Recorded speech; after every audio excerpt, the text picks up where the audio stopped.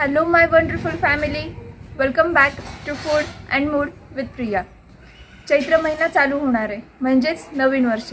आणि नवीन वर्षाची सुरुवात आपण कधी करतो?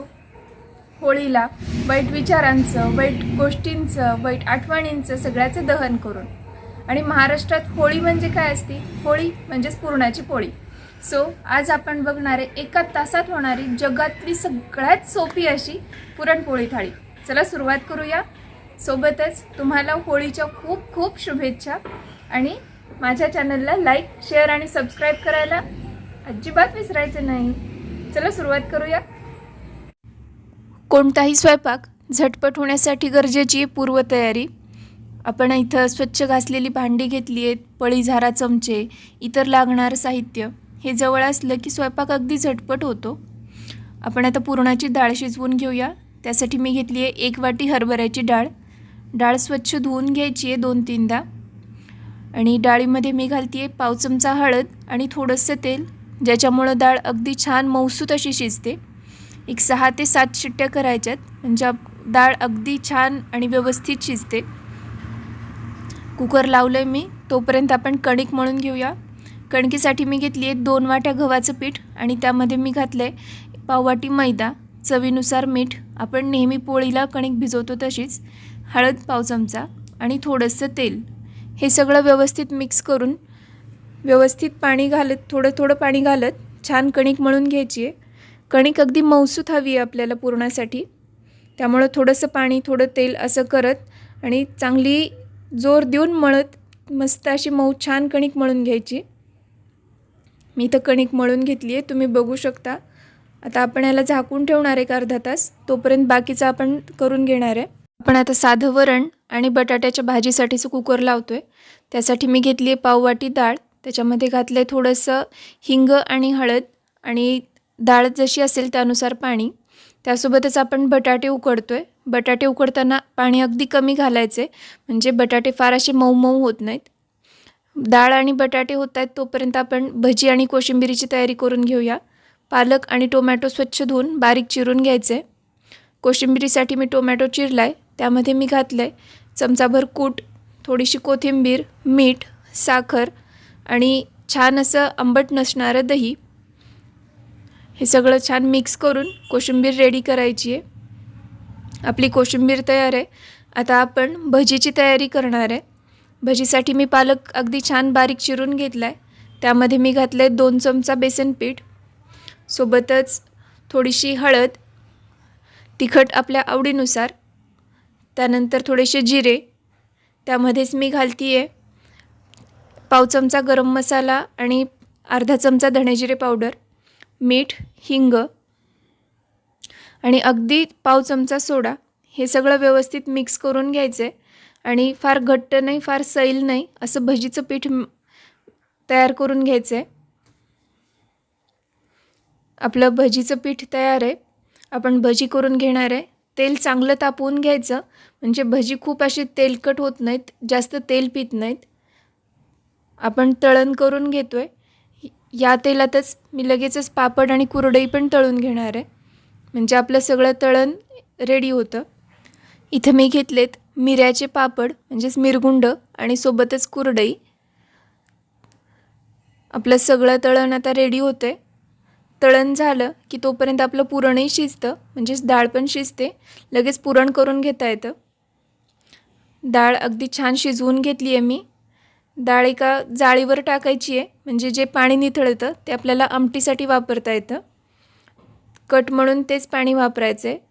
तुम्ही बघू शकता डाळ मस्त मऊसूत शिजली आहे. थोडीशी शिजलेली डाळ आणि ते खालचं पाणी आमटीला वापरणार आहे आपण कट म्हणून. ही आपली सवय आहे, ती काही जात नाही. आमटीसाठी मी घातला आहे थोडासा गूळ, चिंचेचा कोळ आणि चवीनुसार मीठ. आपण आमटी आणि कोशिंबिरीसाठी फोडणी करून घेणार आहे एकत्रच. फोडणीसाठी मी घेतलं आहे तेल, त्यामध्ये थोडीशी मोहरी, जिरे आणि कढीपत्ता. आधी आपण थोडी ह्यातली फोडणी कोशिंबिरीसाठी काढून घेणार आहे. तुम्हाला कोशिंबिरीला फोडणी नसेल आवडत तर नाही घातली तरी चालेल.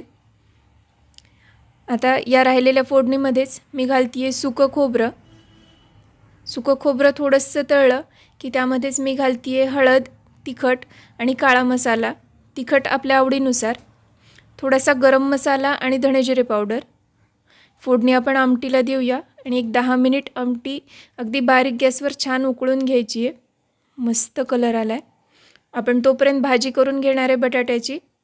फोडणीसाठी मी घातलं आहे परत जिरे, मोहरी, हिंग, हळद, बारीक केलेली मिरची. तुम्ही मिरची कुटून किंवा तुकडे करून कशी घालू शकता किंवा तिखटही घालू शकता त्याऐवजी.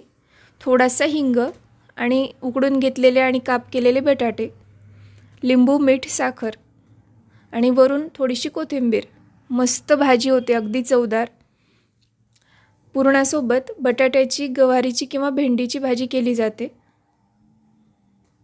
आपलं साधं वरण पण तयार आहे. त्यामध्ये मी घातलं मीठ, साखर. एकसारखं हलवून वरण तयार करून ठेवायचे. आता शेवटी मी लावते आहे भात, म्हणजे भात अगदी गरम गरम राहतो जेवायच्या वेळेला. आणि आपण शिजवून घेतलेली डाळ घेतली आता गूळ घालून चटका द्यायसाठी. जितकी डाळ तितकाच गूळ घेतला आहे मी, म्हणजे 1 वाटी डाळीला 1 वाटी गूळ आणि पाव वाटी साखर. या प्रमाणात पुरण अगदी छान चवदार आणि गोड होतं. तुम्हाला आणखीन गोड हवं असेल तर अजून थोडीशी साखर घालू शकता. गूळ, साखर व्यवस्थित विरघळले. पुरण झालं म्हणजेच पुरणाला व्यवस्थित चटका बसला हे जर ओळखता येत नसेल तर अगदी साधी सोपी ट्रिक आहे. आपण ज्या चमच्यानी किंवा उलथण्यानी पुरण हलवतो तो असा पुरणात उभा राहिला, म्हणजे शिजवलेल्या त्या डाळीत, की पुरण झालं असं समजायचं. आपण त्यामध्ये घालतो आहे पाव चमचा वेलची पावडर आणि थोडंसं जायफळ किसून, ज्याच्यामुळं मस्त चव येते पुरणाला आणि छान झोप पण येते नंतर. सो आपला सगळा बाकीचा स्वयंपाक रेडी आहे.